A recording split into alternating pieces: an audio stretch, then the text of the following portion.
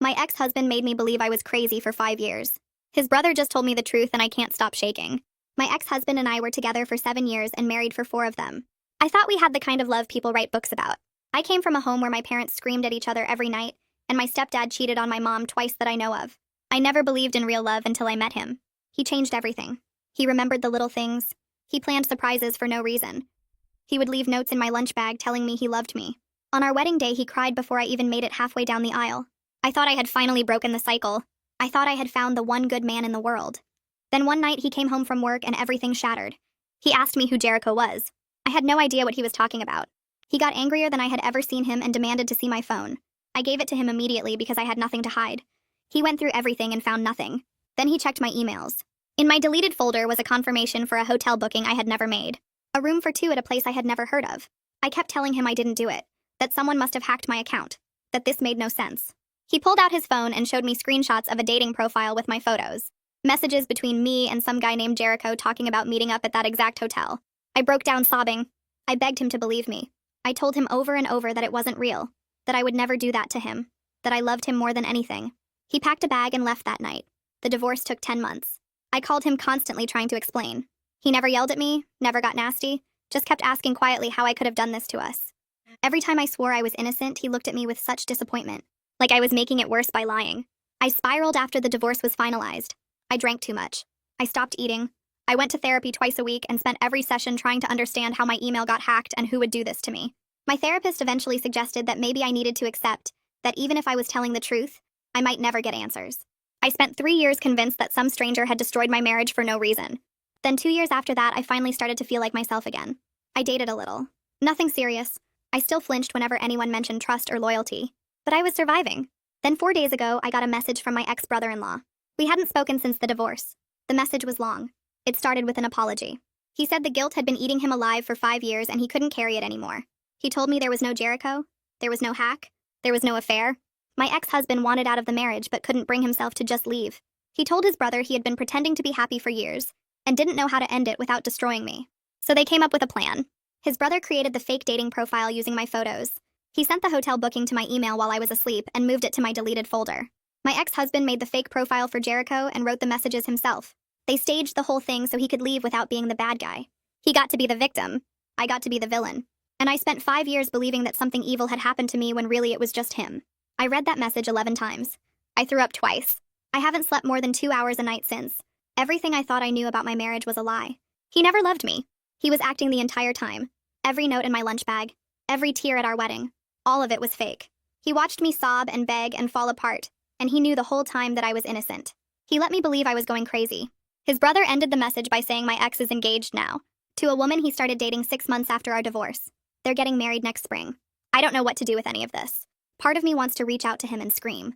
Part of me wants to message his fiancée and tell her exactly who she's marrying. Part of me just wants to pretend I never got that message and keep moving forward with my life. But I can't stop shaking.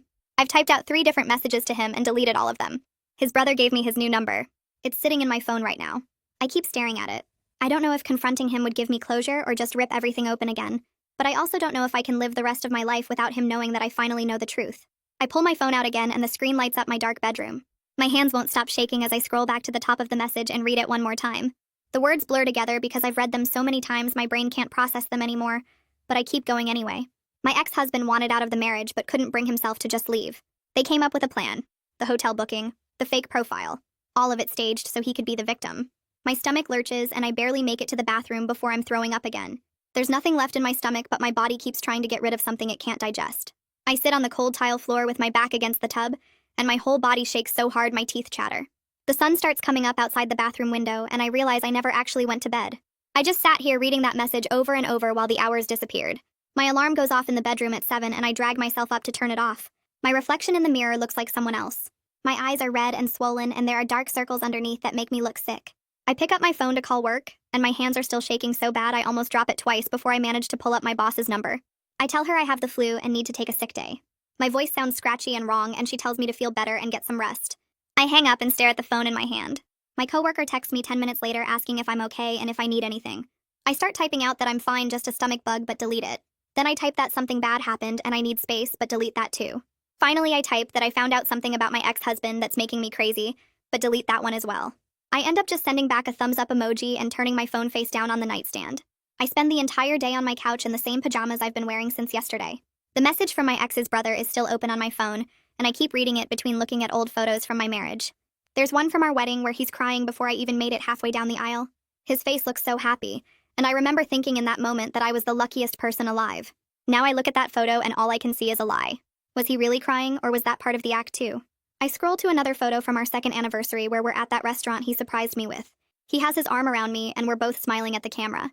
I remember he ordered my favorite wine without me having to ask, and left a note in my purse that I found later that night. Every little thing he did that made me think he loved me was just him playing a part. I catalog every moment I can remember, trying to figure out which ones were real and which ones were performance. The notes in my lunch bag. The surprises for no reason. The way he remembered every small detail about what I liked. All of it was fake, and I spent 7 years believing it was real. My phone buzzes around 3 in the afternoon and Keith's name pops up on the screen. He's asking about our dinner plans for tonight and whether I want Italian or Thai food. I stare at the message for a long time before typing back that I'm sick and need to cancel. He responds immediately asking what's wrong and if I need him to bring anything. I tell him it's just a stomach bug and I need to be alone. He says he can bring soup and medicine and just keep me company without being in the way. I have to type out 3 different responses telling him no, before I finally settle on one that sounds firm enough. I tell him I really need space right now and I'll text him when I'm feeling better. He sends back a concerned face emoji and tells me to let him know if I change my mind. I feel bad for pushing him away, but I can't imagine having to pretend to be normal around another person right now. Even over text, my voice sounds brittle and wrong. By the time it gets dark outside, I've typed and deleted 7 different messages to my ex-husband. The first one just said, "I know what you did and we need to talk." The second one was longer and listed out everything his brother told me. The third one called him every horrible name I could think of. The fourth one asked him how he could do this to me. The fifth one told him I was going to make sure everyone knew the truth. The sixth one begged him to explain why. The seventh one just said, "I hope you can't sleep at night knowing what you did to me." My finger hovers over the send button on the 8th attempt. It's short and says his brother told me everything about Jericho and the fake affair, and I know you destroyed my life on purpose. I read it 5 times and my heart pounds so hard I can feel it in my throat. Then I delete it and throw my phone across the couch. I'm scared of what opening this door will do. Scared he'll deny it or make me feel crazy all over again. Scared he'll admit it and I'll have to face the fact that someone I loved that much was capable of something this cruel. I finally text Lily at midnight because I feel like I'm going to explode if I don't tell someone what's happening. I type out that something bad happened with my ex and I need to talk. She responds in less than a minute asking if I'm okay and what happened. I tell her she needs to come over because I can't explain over text. She says she's on her way and shows up at my apartment 20 minutes later still wearing pajama pants and a sweatshirt. Her hair is in a messy bun and she's not wearing any makeup. I hand her my phone with the message from my ex's brother pulled up and watch her face as she reads it. Her eyes get wider with every line and when she finishes she scrolls back to the top and reads it again. Then she reads it a third time before looking up at me with this expression of complete shock. She opens her mouth like she's going to say something but nothing comes out. Then she just pulls me into a hug and I start crying so hard I can't breathe. My whole body shakes against her and she holds me tighter while I sob into her shoulder. Everything I've been holding in since I read that message 4 days ago comes pouring out, and I cry until my throat hurts and my eyes burn. Lily stays the night and sleeps on my couch. In the morning she makes me eat toast even though I say I'm not hungry. We sit at my kitchen table and she asks me to explain everything again so she can make sure she understands it right. I walk her through the whole thing from the night my ex came home asking about Jericho to the message from his brother. She gets angrier with every detail and starts calling my ex every horrible name she can think of.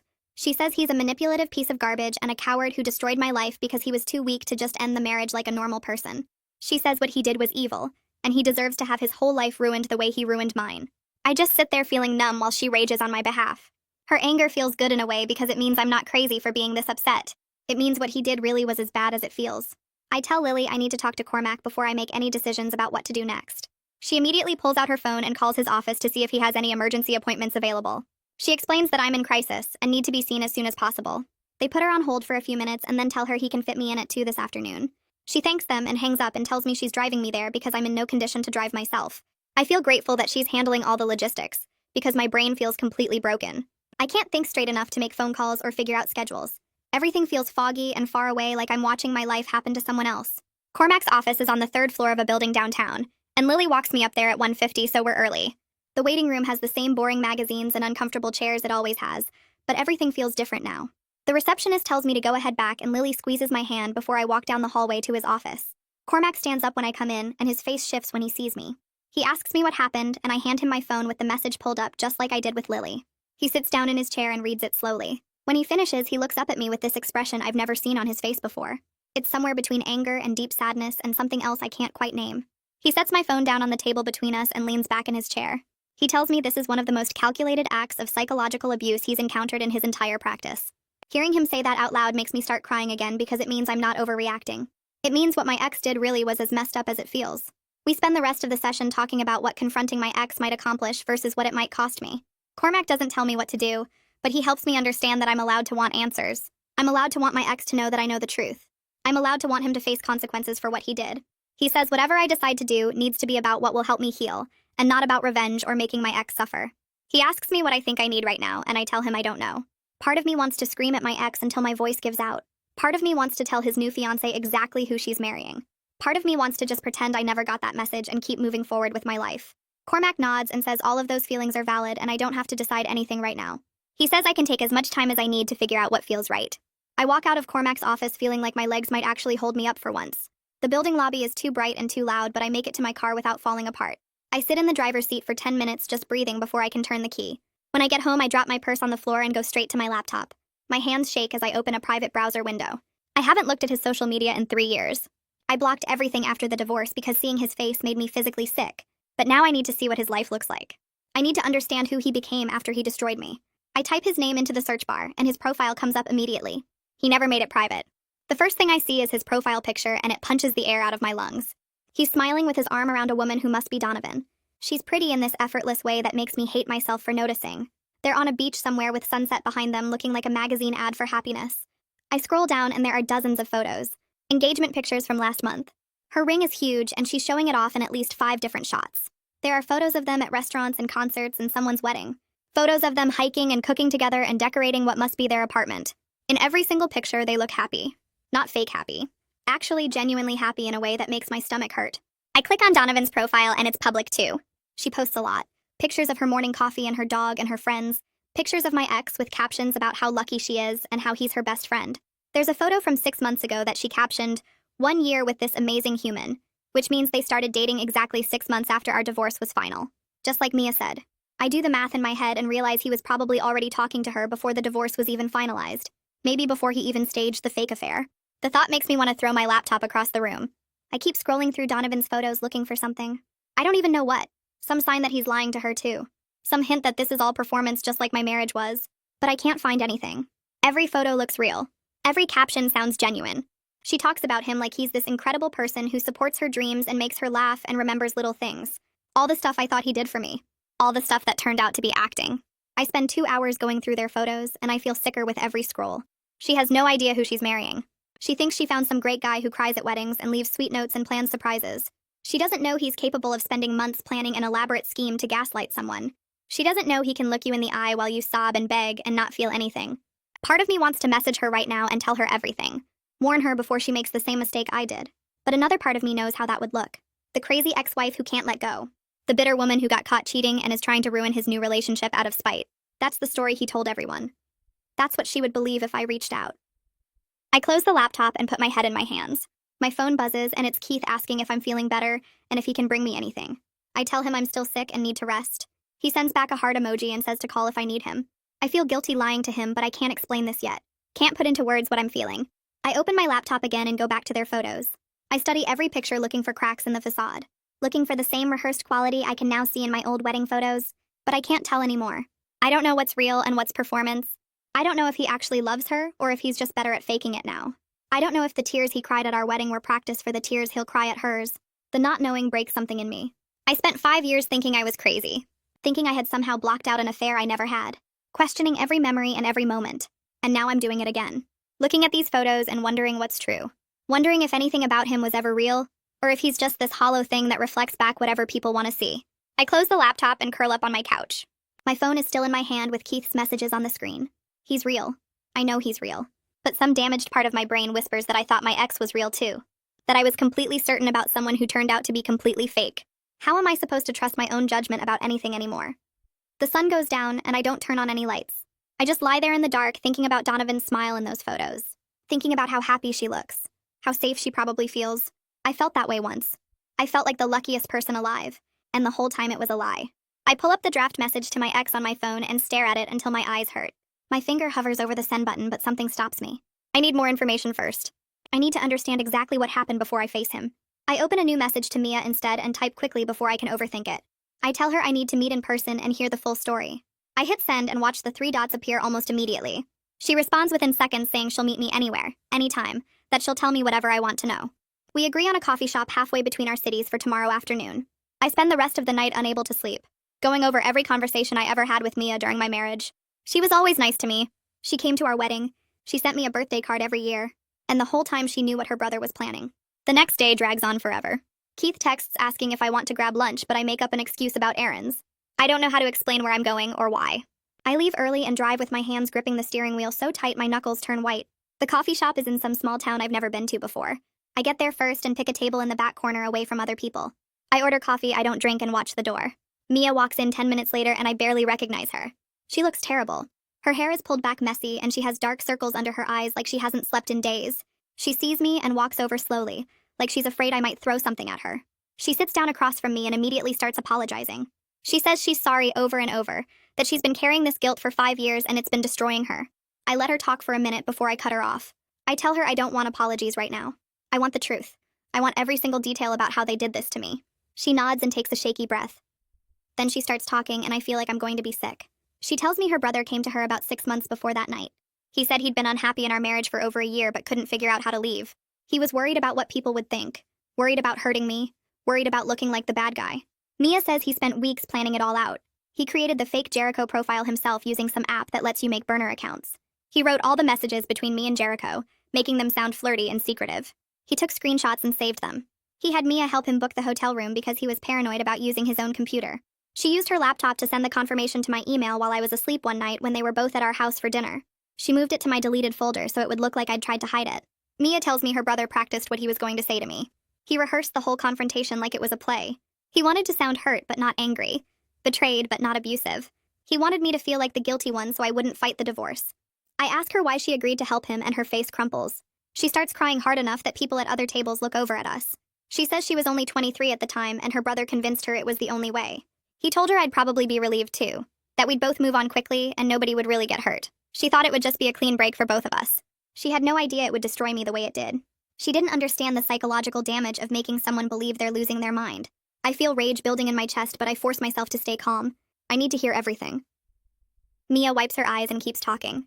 She tells me something that makes my blood go cold. She says her brother talked about me sometimes over the years. At family dinners, at holidays, whenever someone brought up his divorce. He always told the same story about how I'd cheated on him, how devastated he was, how hard it was to trust again. He played the wounded husband to everyone. His parents, his friends, even Mia herself sometimes forgot it wasn't real. He never broke character. Not once. Not even in private moments with his own sister. Mia says she started to wonder if he actually believed his own lie. If he'd told it so many times that it became true in his head. I ask her about Donovan and Mia looks down at her coffee cup. She tells me things I didn't ask for, but somehow need to know. She says her brother met Donovan only 4 months after our divorce was finalized. He'd been on dating apps the entire last year of our marriage. He was already looking for someone new while he was still sleeping next to me every night. While he was still leaving notes in my lunch bag.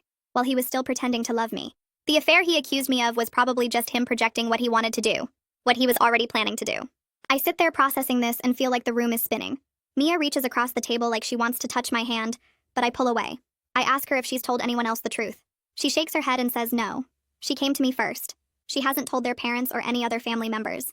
She says she wanted to give me the choice of what to do with this information. I realize in that moment that I have power here. I'm the only person outside of Mia and her brother who knows what really happened. I'm the only one who can expose him. I thank Mia for meeting me and stand up to leave. She asks if I'm going to confront him and I tell her I don't know yet. She gives me her number and says to call her if I need anything. If I need her to back up my story or testify or whatever I decide to do.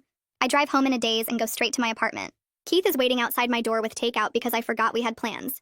He takes one look at my face and asks what happened. I break down and tell him everything Mia said.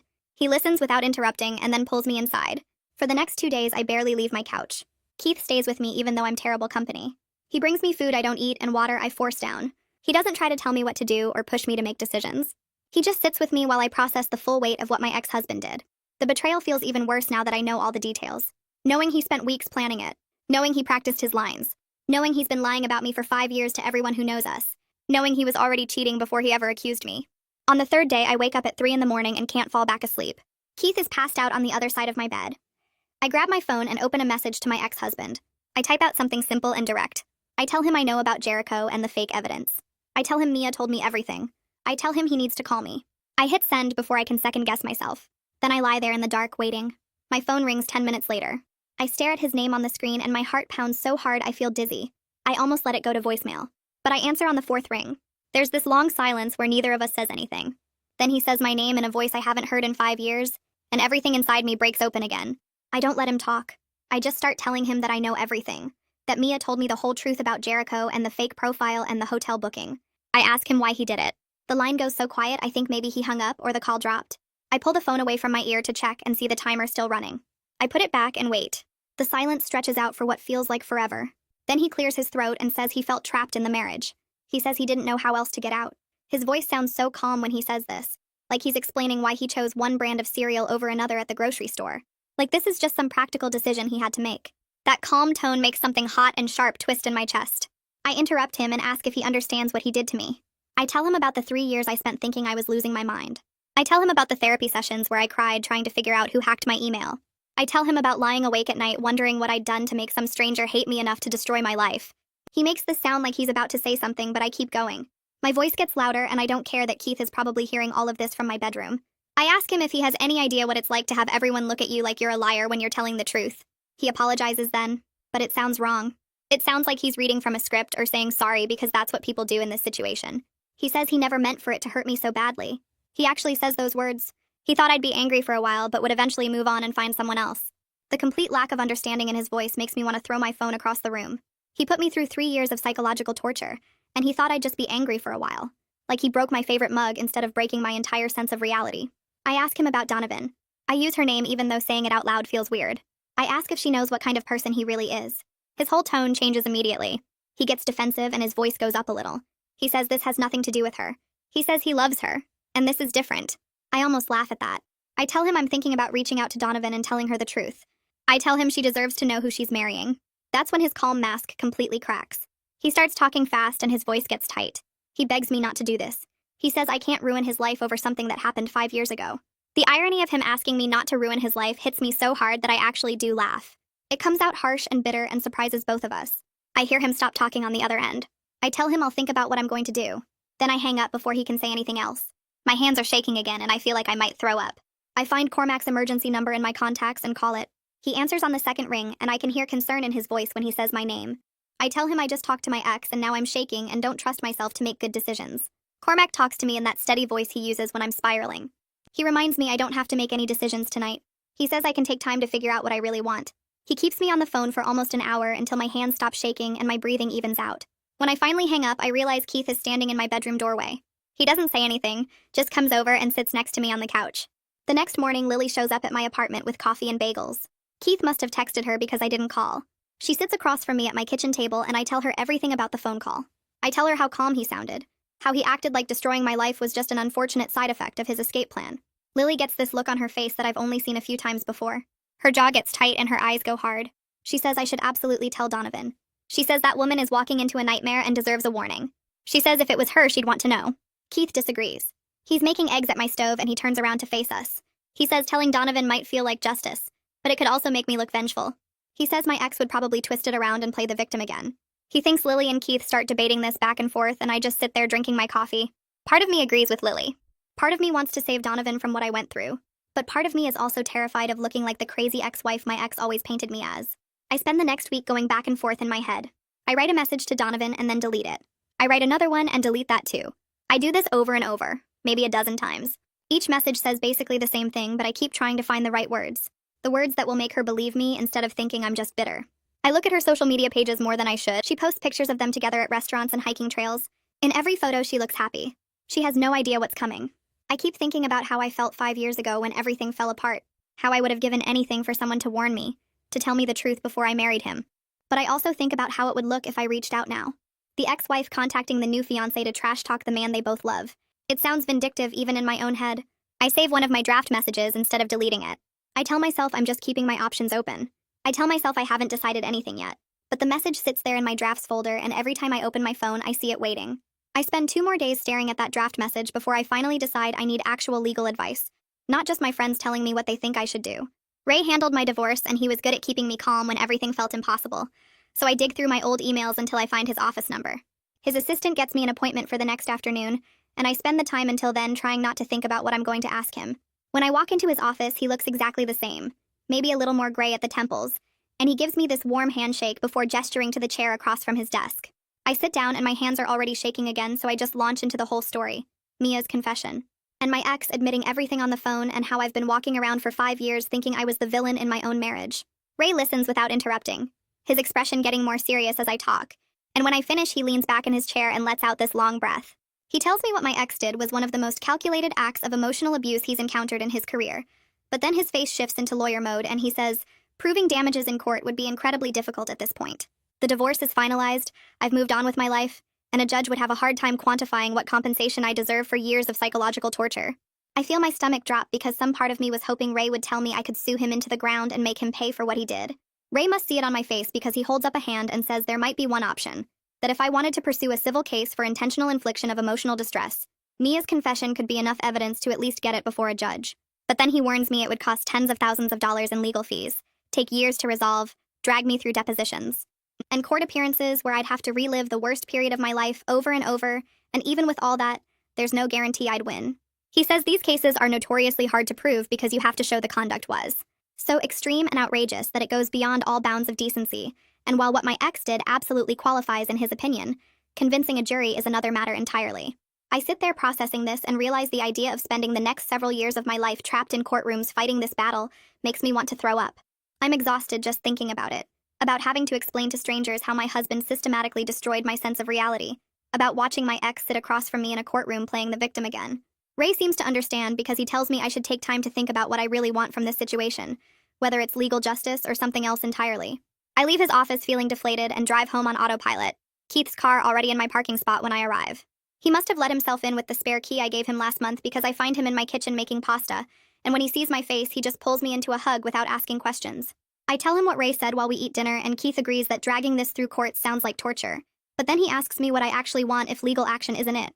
I realize I don't want money or some official judgment saying my ex was wrong. I want him to face consequences from the people who matter in his life, want everyone who judged me for 5 years to know the truth, want his perfect new relationship built on my destroyed reputation to crumble under the weight of what he really is. Keith nods slowly and says that's social consequences, not legal ones, and maybe I should focus my energy there instead. The next morning, I wake up with this clarity I haven't felt since Mia's message arrived. I pull up Facebook and start scrolling through mutual friends from the marriage, people who sided with him or just disappeared when things got ugly. I send messages to 5 of them, keeping it simple and direct, telling them I recently learned the affair that ended my marriage was fabricated by my ex, and his brother, that I have a confession and recorded admissions and I wanted them to know the truth. 3 of them respond within an hour. Sarah, who I used to have coffee with every week before the divorce, sends back this long message about how she always thought the whole story seemed off, because it was so completely out of character for me, how she felt guilty for not staying in touch but didn't know what to say. Mark, who was friends with both of us, responds with just one word, devastated, and then follows it up asking if I'm okay, and saying this explains so much about how my ex acted during the divorce.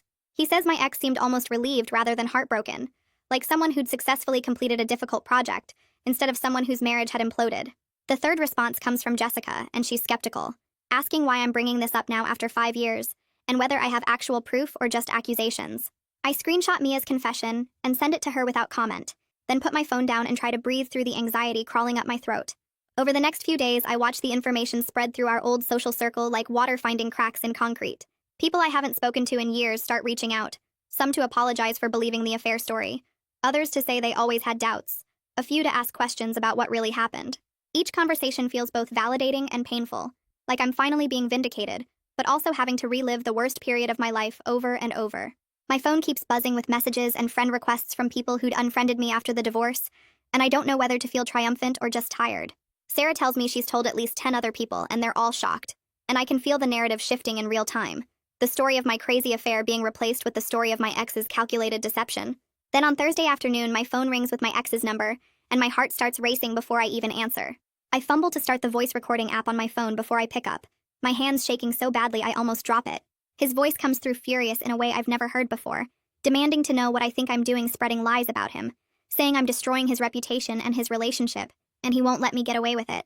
I stay quiet and let him talk, watching the recording timer tick up while he rants about how I'm a vindictive ex who can't move on, how he's built a good life and I'm trying to ruin it out of spite. Then he says something that makes my breath catch, tells me that what happened 5 years ago was just him trying to get out of a bad situation. And I'm blowing it out of proportion. That lots of people lie to end relationships, and I need to stop acting like he committed some terrible crime. I stop the recording and save it immediately. My hands still shaking, but now from adrenaline instead of fear. He just admitted to it again, on tape, while trying to minimize what he did. I tell him very calmly that I have this call recorded and he should probably talk to a lawyer before he contacts me again. Then I hang up before he can respond. I send the recording to Ray with a message saying I thought he might want this for my file, just in case. 3 days later, I get a message request on Facebook from someone named Donovan, and my stomach drops straight through the floor. I pull up the recording on my phone and turn the screen toward Donovan, my finger hovering over the play button for just a second before I press it. My ex's voice fills the space between us, that calm, rational tone explaining how he felt suffocated and didn't know how else to get out, how he never meant for it to hurt me so badly. I watch Donovan's face as she listens, see her eyes go wide and then fill with tears, see her mouth open slightly like she wants to say something but can't find words. The recording plays for maybe 2 minutes, but it feels like hours. Every second of his voice another crack in whatever foundation she thought they had together. When it ends, she sits there completely still, staring at my phone screen even though it's gone dark, and then she covers her face with both hands and starts crying. I feel this weird mix of satisfaction and guilt watching her break down, knowing I just destroyed her world the same way mine got destroyed 5 years ago. She drops her hands after a minute and looks at me with red eyes, thanks me for telling her the truth, says she needs time to process everything. I nod and we both stand up awkwardly, and she walks out of the coffee shop without looking back while I sit there feeling like I just set off a bomb I can't take back. 2 days go by where I barely leave my apartment, jumping every time my phone buzzes and wondering if I made the right choice. Then on Wednesday afternoon, Donovan's name pops up on my screen and my heart starts racing before I even answer. Her voice sounds hollow when she tells me she ended the engagement, that she can't marry someone capable of that level of lying and manipulation. She says she's grateful I gave her the truth before it was too late, that she kept thinking about how he watched me fall apart and never said anything, how he could do that to someone he claimed to love. I tell her I'm sorry she had to go through this and mean it, even though part of me is glad she got out before making the same mistake I did. She asks me how I survived the last 5 years knowing what he did, and I tell her honestly that I didn't know until 4 days ago, that I spent those years thinking I was crazy. We talk for almost an hour, and by the end I feel like we've formed this strange bond. 2 women who loved the same man and both got destroyed by him in different ways. My phone starts blowing up that same night with messages from my ex, each one angrier than the last. The first one asks what I told Donovan. The second one accuses me of lying to her, and by the 5th one he's calling me every name he can think of, and blaming me for destroying his relationship and his life. I read every single message with this weird calm feeling, screenshot each one carefully and don't respond to any of them. Instead, I open a new message to Ray and send him the whole thread with a note saying I thought he might want this for my file, just in case things get worse. Ray responds within 10 minutes telling me to block my ex's number and not engage no matter what, that anything I say could be used against me if this turns legal. I follow his advice and block the number, then sit there staring at my phone and feeling like I just won some kind of battle I didn't know I was fighting. Thursday morning, my phone rings with a number I don't recognize and I almost don't answer, but something makes me pick up. Regina's voice comes through sounding tired and sad in a way I've never heard from her before, and I brace myself for her to start yelling at me for ruining her son's life. Instead, she says she always knew something was off about the affair story, but convinced herself to believe him because he's her son, and that's what mothers do. Her voice cracks when she tells me this, and I feel my throat get tight, remembering all the horrible things she said about me during the divorce, how she told everyone I was a cheater and a liar.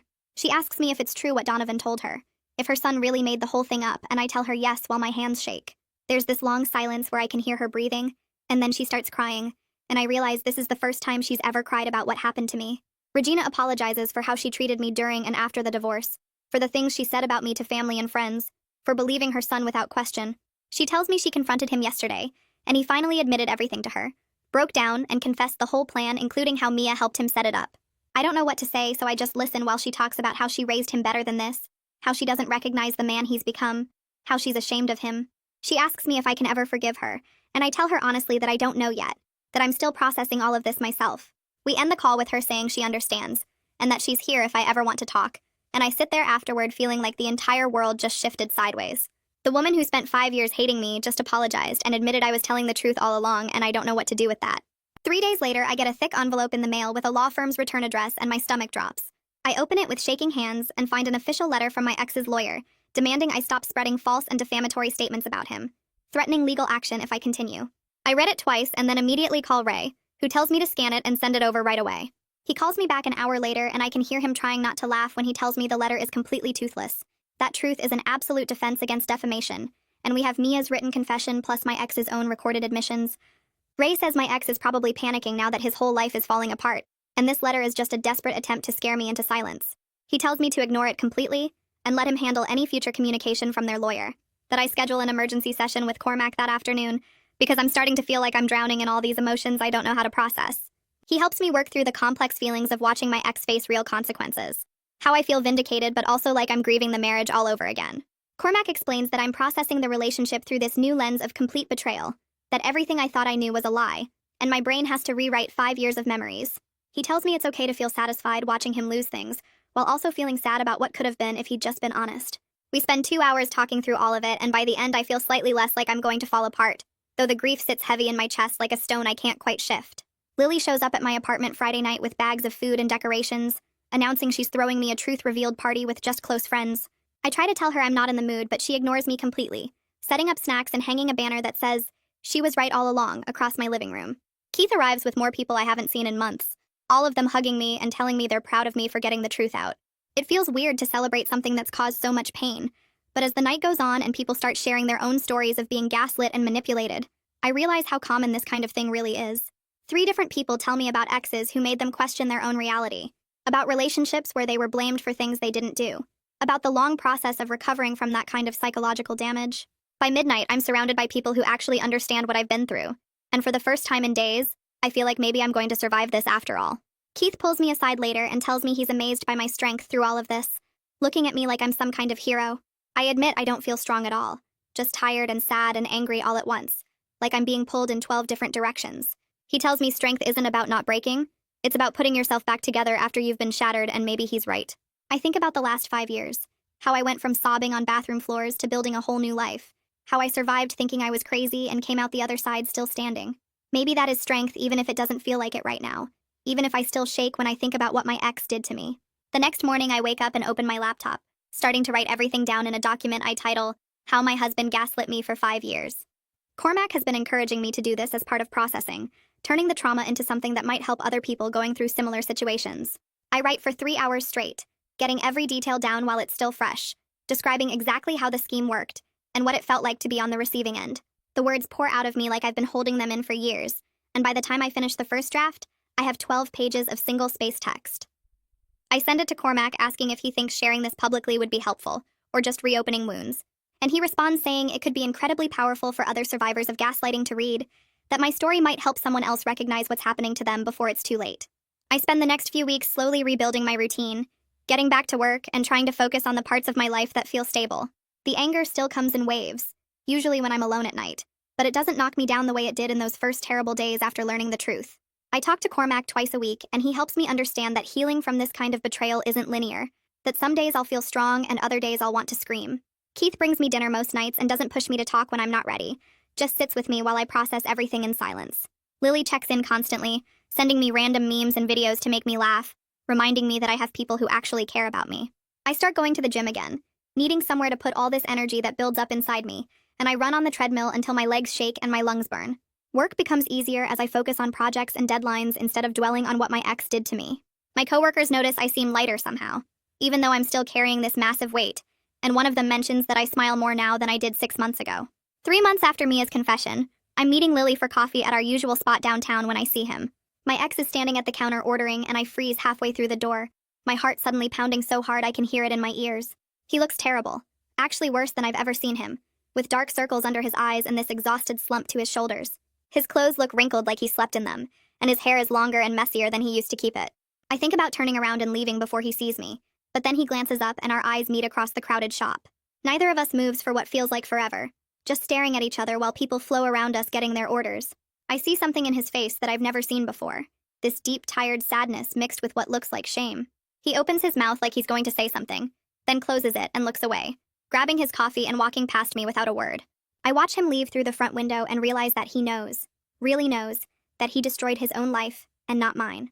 The man who cried at our wedding and left notes in my lunch bag is gone, replaced by someone who can't even look at himself in the mirror. I sit down with Lily and tell her what just happened, and she asks if I feel satisfied seeing him like that. I admit I don't know what I feel. Maybe a little sad for what could have been if he'd just been honest, but mostly I just feel nothing. He's become a stranger to me, someone I used to know who made choices I'll never understand. Mia and I start texting more regularly after that coffee shop encounter, and I'm surprised by how much her remorse seems genuine. She tells me she's been in therapy for 2 months working through the guilt of what she helped her brother do to me, and her therapist suggested she might need to make amends as part of her own healing. We meet for lunch one afternoon and she brings me a folder full of printed messages. Every text and email she exchanged with her brother while they were planning the fake affair. She says she wants me to have proof, wants me to know exactly how it happened, even though reading through it all makes me feel sick. I see messages where her brother talks about feeling trapped and suffocated, where he asks Mia to help him find a way out that won't make him look bad. I see her agreeing even though she had doubts. See her suggesting they wait and try couples therapy first. See him insisting this was the only way. Mia cries while I read through everything, apologizing over and over, telling me she was young and stupid and didn't understand what psychological damage this would cause. I tell her I appreciate the honesty even though it doesn't undo what happened, and she nods like she expected that response. We talk for 2 hours about guilt and forgiveness and how people rationalize terrible choices, and by the end I realize we've developed this weird friendship built on shared trauma. She texts me later that week asking how I'm doing, and I actually answer honestly instead of giving some polite brush off. Over the next month, we meet up a few more times, and she tells me about her therapy breakthroughs and her struggle to set boundaries with her brother, who keeps calling her asking why she betrayed him. I tell her about my own therapy progress and how I'm learning to trust people again after 5 years of believing I was crazy. It's strange having a friendship with someone who helped destroy my marriage, but her genuine remorse and effort to make amends somehow makes it feel possible. I spend a lot of time thinking about who I am now compared to who I was before all of this happened. The woman who married my ex believed in fairy tale love and happy endings, thought she'd finally broken the cycle of dysfunction from her childhood. That woman was naive in ways I can barely remember now, trusting people completely and assuming good intentions. The woman who spent 3 years after the divorce was broken and lost, drinking too much and questioning her own sanity, convinced some stranger had randomly destroyed her life. That woman was barely surviving, just trying to make it through each day without falling apart completely. But I'm not either of those women anymore, and I realize that's actually okay. I'm someone who survived being gaslit for 5 years and came out knowing her own truth, someone who fought to prove her innocence even when everyone doubted her. I'm someone who can look at her ex-husband and feel nothing instead of rage or grief, who can build unlikely friendships with people who wronged her. I'm stronger than the naive woman who got married, but I'm also more whole than the broken woman who got divorced. I know now that love isn't about grand gestures and perfect moments. It's about honesty and showing up even when things are hard. I know that I can trust my own reality even when other people try to make me doubt it. I know that surviving something terrible doesn't make you broken. It just makes you someone who survived. Some days I still miss who I used to be before all this happened. That woman who believed in fairy tales and happy endings. But most days I'm grateful to be who I am now. Someone who knows her own strength and won't let anyone make her question it again. Keith brings up moving in together one evening while we're cooking dinner at his place, and I feel my chest tighten with immediate panic. He sees my face and quickly adds that he's not pushing, just thinking about the future, wanting to know where my head is at. I tell him I'm terrified of trusting someone that completely again after what my ex did, scared that I'll miss red flags or ignore warning signs because I want so badly to believe in love. Keith puts down the knife he's holding and takes my hands, telling me he understands that fear but he's not my ex-husband. He reminds me that he's been here through this entire nightmare, watched me fall apart and put myself back together, never once tried to make me doubt my reality or manipulate my emotions. He says he's proven himself over and over, and while he can't promise he'll never hurt me, he can promise he'll always be honest, even when it's hard. I think about the last 8 months, how Keith has shown up consistently without asking for anything in return, how he's respected my boundaries and supported my healing. I think about how different he is from my ex, how he communicates directly instead of playing games, how he encourages me to trust my instincts instead of questioning them. I realize I'm ready to try, ready to build something real with someone who's earned my trust through actions instead of words. I tell Keith yes, I want to move in together, and I see this huge, relieved smile spread across his face. We spend the rest of the evening talking about logistics and timelines, and for the first time in years, I feel genuinely excited about my future, instead of just trying to survive my present. A year passes, and I find myself sitting in the same coffee shop where I saw my ex, but this time I'm meeting Mia to celebrate the anniversary of her coming clean. She brings me flowers and a card thanking me for giving her a chance at redemption, for not shutting her out when she deserved it. I tell her that forgiveness has been good for both of us, that holding on to anger would have only hurt me more. We order our usual drinks and talk about how much has changed in 12 months, how we've both grown in ways we couldn't have predicted. Mia tells me her brother tried to reconcile with her last month, but she refused, finally understanding that loyalty to family doesn't mean enabling their worst behavior. I tell her about moving in with Keith and how terrifying and wonderful it is to trust someone that completely again. We laugh about the absurdity of our friendship, how we started as victim and accomplice and somehow became genuine friends. Later that day, Keith and I go to dinner at our favorite restaurant, and he holds my hand across the table while telling me how proud he is of everything I've survived. I look at him and realize I'm genuinely happy in ways I couldn't have imagined during those dark weeks after learning the truth. I have my answers about what really happened to my marriage. I watched my ex face real consequences for his manipulation, and I'm building a life based on actual honesty instead of lies. The 5 years I lost still hurt when I think about them. All that time spent believing I was crazy and questioning my own sanity. But I'm not letting those years define my future anymore. not letting my ex's cruelty determine who I become. I'm someone who survived, who knows her own truth, who built something better from the wreckage of what he destroyed. Some nights I still wake up angry about what he did, about the elaborate scheme he created just to avoid being honest. But most nights I sleep peacefully next to Keith, grateful for the life I've built and the person I've become through surviving this nightmare.